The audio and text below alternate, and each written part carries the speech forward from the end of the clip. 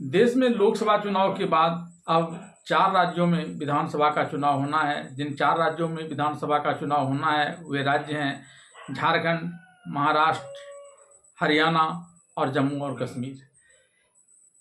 लोकसभा चुनाव में जिस प्रकार से अपेक्षित सफलता भारतीय जनता पार्टी को नहीं मिल पाई, उसे देखते हुए इसने इन 4 राज्यों में जीत के लिए पर्याप्त प्रयास करना पहले ही से प्रारंभ कर दिया है। इन 4 राज्यों में इसने चुनाव प्रभारी नियुक्त कर दिया है, लेकिन चुनाव प्रभारियों के द्वारा उन राज्यों में भारतीय जनता पार्टी की स्थिति को लेकर जो सूचनाएं भेजने की बात सामने आ रही है, उसके अनुसार वहाँ भारतीय जनता पार्टी की स्थिति अच्छी नहीं है, क्योंकि वहाँ सरकार और पार्टी संगठन दोनों के बीच और संगठन और सरकार में खुद के बीच भी अंतरकलह है, जिससे वहाँ भारतीय जनता पार्टी की स्थिति खराब होने की सूचना चुनाव प्रभारियों के द्वारा भेजी जा रही है। लोकसभा चुनाव में अपेक्षित सफलता नहीं मिलने के बाद अब भारतीय जनता पार्टी यह नहीं चाहती है कि विधानसभा चुनाव में भी उसकी किरकिरी हो, लेकिन लोकसभा चुनाव के दौरान जिस प्रकार से भारतीय जनता पार्टी के अध्यक्ष जेपी नड्डा ने राष्ट्रीय स्वयंसेवक संघ को लेकर यह बात कही थी कि अब उसे चुनाव में राष्ट्रीय स्वयंसेवक संघ की जरूरत नहीं है, और उसके बाद जिस प्रकार से संघ भारतीय जनता पार्टी से नाराज हो गया था, कुछ सर मोहन भागवत जैसे सरसंघ चालक के भी बयान उस वक्त लोकसभा चुनाव के दरमियान भी आए, फिर उसके बाद भी नसीहत भरी कई बातें सामने आई, जिसका खासा असर भारतीय जनता पार्टी पर पड़ा। चुनाव में अपेक्षित सफलता इसे नहीं मिल पाई।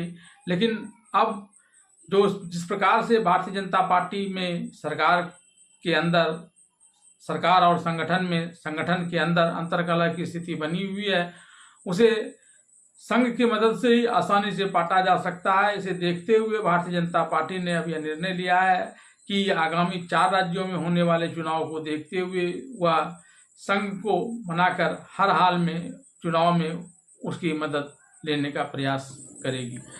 नरेंद्र मोदी के नेतृत्व में पहले के 2 चुनावों में बीजेपी आक्रामक तरीके से चुनाव अभियान चलाती थी, साथ ही राष्ट्रीय स्वयंसेवक संघ का भी साथ इसे मिलता था। इसका फायदा बीजेपी को यह मिला कि एनडीए गठबंधन के तहत चुनाव लड़ते हुए भी बीजेपी को खुद का पूर्ण बहुमत पिछले 2 चुनाव में जो मोदी के नेतृत्व में लड़े गए उसमें इसे मिल गया, और वह बीजेपी के पूर्ण बहुमत वाली एनडीए सरकार का गठन करती थी।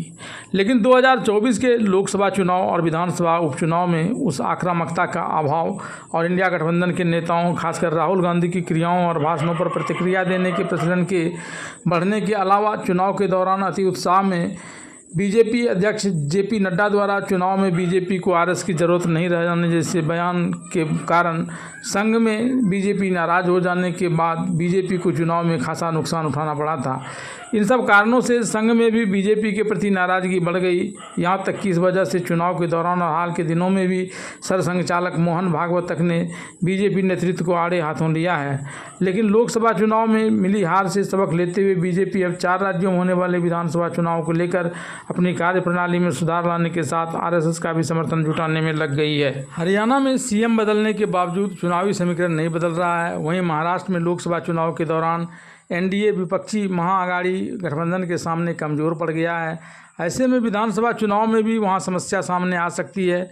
जम्मू कश्मीर में घाटी में बीजेपी की समस्या अभी भी बरकरार है।